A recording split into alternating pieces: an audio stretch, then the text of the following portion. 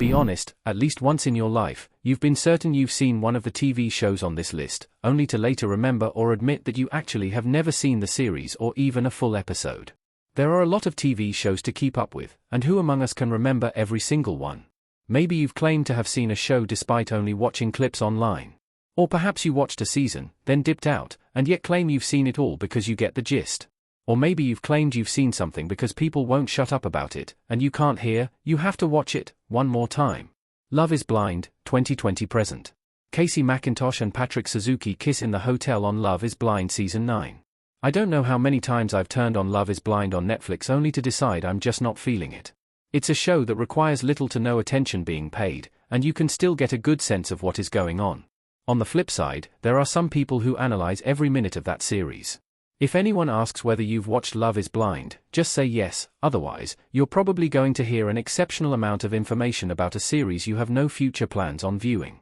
With that being said, I imagine there's a large cohort of people pretending to have seen it simply to avoid further discussions. Law and Order, SVU, 1999 present. The central cast of Law and Order SVU Season 22. As one of the longest-running TV shows ever, it feels like you'll inevitably watch Law and Order, SVU. Maybe it's just the people I interact with, but I don't think I could name anyone I know who has seen an entire episode of the show. I've seen plenty of teasers for episodes, but never an actual episode.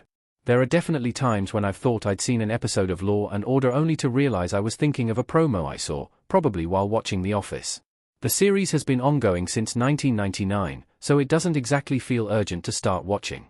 I'll wait until the show wraps, or maybe just watch recaps on YouTube. The West Wing, 1999 to 2006. Jed Bartlett, Martin Sheen, looking presidential in The West Wing. The West Wing is one of those shows you're too embarrassed to admit you've never seen.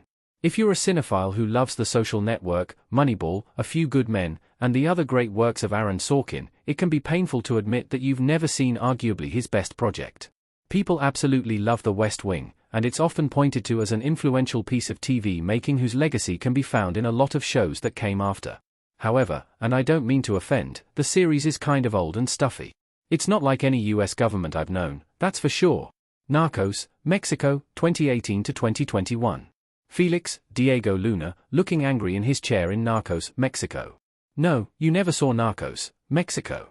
You're thinking of Narcos, the original Netflix series that premiered in 2015 and stars Pedro Pascal, Boyd Holbrook, and Wagner Moura. I understand your confusion, but the show you watched was focused on Pablo Escobar and the Medellin cartel, not the Cali and Guadalajara cartels of Narcos, Mexico. Yes, both shows have similar ideas, themes, and even actors, and yes, they both ran 3 seasons one after another, but for most people, when they think about the Narcos they watched, they are probably not thinking about Narcos, Mexico. It's a common mistake, don't worry about it too much. Friends, 1994 to 2004. Monica, Rachel and Chandler looking disgusted at something in Friends. If you watch a TV show half awake on the couch all Sunday morning, nursing your late night from the evening before, does that really count as watching the show?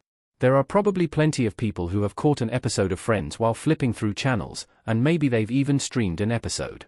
However, unless you caught the show when it aired and religiously followed every episode every week, I'm going to guess you haven't seen the entire show. With over 230 episodes of Friends to watch, I don't blame anyone for not binging the entire thing. Just watch the HBO reunion special, you'll learn all you need. King of the Hill, 1997 to 2025. Boomhauer, Bill, Hank, and Dale drink beers while talking to John Redcorn in King of the Hill Season 14, Episode 10. King of the Hill was only relatively recently made available to stream in its entirety on Hulu, so for many years, the only way to catch Mike Judge's animated comedy series was by watching reruns on network TV. In the age of streaming, that means a lot of people wouldn't have had any way to see it. King of the Hill is a show where the best parts can be watched in clips on Facebook, Instagram, or TikTok, so even if you haven't seen the series, you know who all the characters are and their relationships with one another. Still, it feels like one of those shows that have rarely been watched from beginning to end. Boardwalk Empire, 2010 to 2014. Steve Buscemi as Enoch Malachi Nucky Thompson thinking about something in Boardwalk Empire.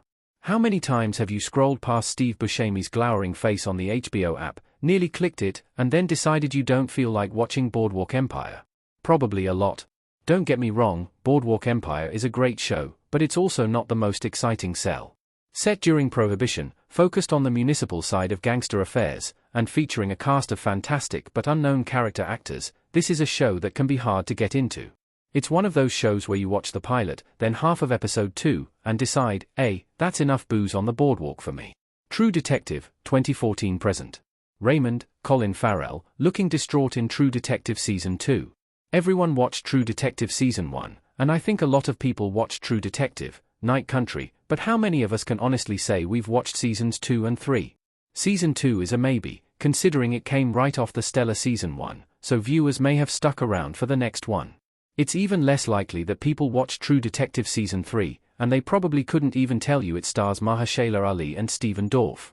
Yet, when asked if we've seen True Detective, we invariably say yes, allowing our one season of appreciation to cover for 11+ years of the show.